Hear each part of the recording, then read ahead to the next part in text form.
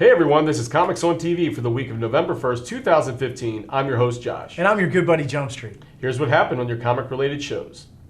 With a Ninja Turtles-like crossover this week, we bring you The Walking Dead. After a shell-shocking episode the previous week involving the alleged death of Glenn, the writers decide to go full ninja and delve into the backstory of Morgan. While clearing his way through the forest, Morgan finds Master Splinter.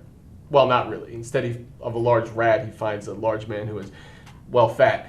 But he does have some sweet bow skills, and his name happens to be Eastman, one of the few Teenage Mutant Ninja Turtle nods throughout the episode. Eastman teaches Morgan the ways of Aikido, whips Morgan's ass a few times, tells him the hauntingly sad story about his family, and makes some really bad cheese. Seriously? It's basically the end of the world, and this hillbilly chooses to spend his time cracking the recipe for goat cheese? I guess he ran out of ideas when he starved to death the maniac who killed his family. By the way, 47 days it took that dude to die. That is some sinister shit right there. Deserving, but sinister. Morgan ultimately graduates from ninja school and gets Eastman killed. And his goat. Nice job, dumbass. In an update, Morgan has changed his name to Donatello. Old age mutant ninja Morgan, old age mutant ninja Morgan, hero with a half-wit, Morgan power. Eastman? Didn't you used to train with that guy? Yeah. He was bossy, but ultimately had a soft spot for me. Forms right now. Got your stupid forms right here. Overbearing son of a bitch. You know, if you wanted to cut the top off this thing, we wouldn't have this problem. It's easier to kill zombies before. Just saying. You know, you never did say you were sorry to me. I'm sorry. Was that so hard?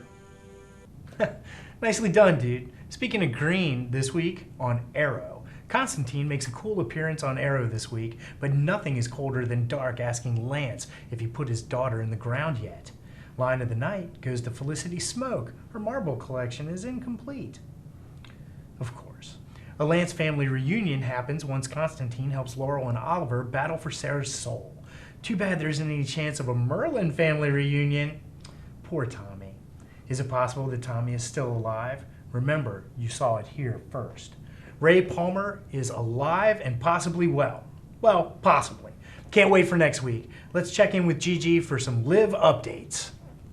Listen up, you lazy couch potatoes and web surfers. Coach Gigi's taking a page out of Liv's playbook this week. That's right, this week on iZombie, Liv gobbles a brain frittata seasoned with the personality of a dead basketball coach. But the timing couldn't be more perfect. Major mother flippin' Lillywhite was in a major funk still. Probably from all the drugs and murder, I guess. And Liv's newfound grit gave him a much-needed pep talk and proverbial kick in the ass. I'm gonna remind you of something, son. Something you already know. The world ain't all dilly bars and debutante balls. The world throws wicked punches. Wants to see who goes down easy. Some people stay on the mat. Not you, though. What's a dilly bar? Anyway, in my opinion, this little confidence booster was the least that Liv could do for Major. After all, while the poor guy was in the midst of tonguing her down in a steamy makeout sesh that was so hot they carried it over from last week's episode, she uttered the words everyone wants to hear. Do you have any open sores in your mouth? Sexy. Yes, you are. Oh, sorry. Back to you guys. Now over to Agent Ankney, aka Big Rick, to tell us about Agents of S.H.I.E.L.D. Thanks, Josh. Meanwhile, on Agents of S.H.I.E.L.D., we are back on the chase for Hydra, or more specifically, Ward. While Agents May and Morris are trying to track him down for sending killers after May's ex, and almost succeeding in putting him down, Coulson with Rosalind Price of the ATCU show us viewers how to tell if you are being honeypotted and diverted by a spy. So take these lessons to heart.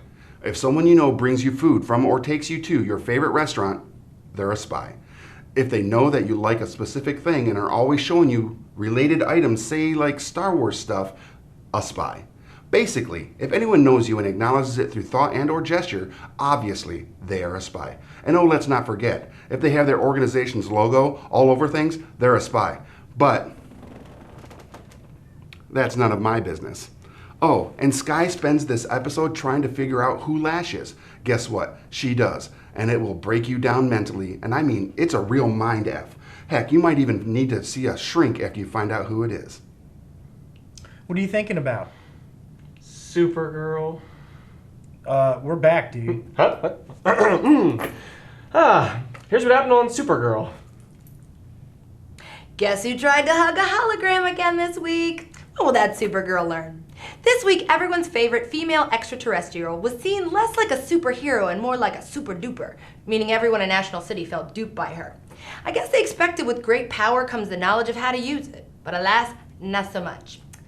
While out saving innocent lives from impending destruction, I gotta say, Supergirl's breaking a lot of shit in the process. One minute she's amazing, the next minute she's a menace. Fortunately, she has her bestie, Wynn, and James Olsen to help get her act together. But hey, if they can't get it done, I know another coach that Kara can call. The world ain't all dilly bars and debutante balls. Not to be overshadowed by her little super sister, in the midst of fighting some alien insect guy, Alex Danvers delivers the best line of this episode. Just every species has a will to survive. You know what most species also have? Those.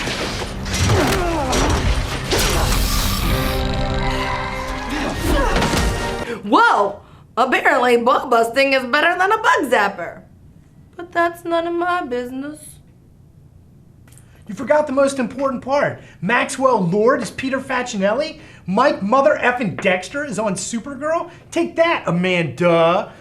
Go find Trip McNeely and shred it up, Mike. Shred it up. Meanwhile, this week on The Flash, Wells from Earth 2 sure doesn't care about names, Crisco. That might be the funniest line in the whole episode.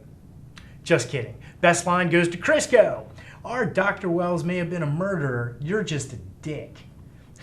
Later, Crisco gets burned on a date mission, but makes up for it in the end by lying about his meta status. Nice job, Vibe. Can't wait to see how that date goes.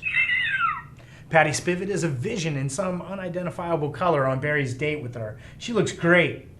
Really great. Earth 2, Dr. Light makes an appearance this week and disappears like a flash in a pan. Crisco, that's still great. Plus, Earth 2 Wells doesn't give a damn about Earth 1 conventions or names. Doppelgangers, who cares? Is there a big belly burger on this Earth? Burgers. Hey Josh, let's talk Gotham. Edward Nygma finds himself at war with, well, himself, desperately trying to find where he stashed Kringle's body. Don't worry, his psychotic side is more than willing to lend a hand. That's right, ladies out there, good old Eddie Nygma is single again, so if you're in the market for a guy who'll do anything for your attention and love you to death, give him a shout.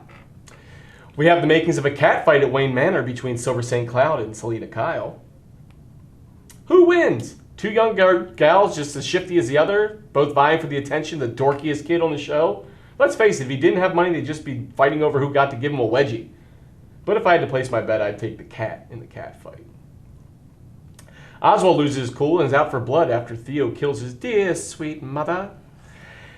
Butch has been deprogrammed and led him directly into a trap. Much to the chagrin of Butch and Theo, Penguin escapes. I really hate to see what part of Butch Oswald cuts off next. I mean, he cut off his hand when they were friends. I don't even want to think about it. Hey, Victor Zsasz shows up gunning for Butch because Gordon knows. Gordon knows all. Butch gives Gordon and Bullock a hand for standing up to Zsasz. Galavan is sworn in as the mayor, and his grand gala he is treated to a parade. Well, not exactly a parade, more like a march.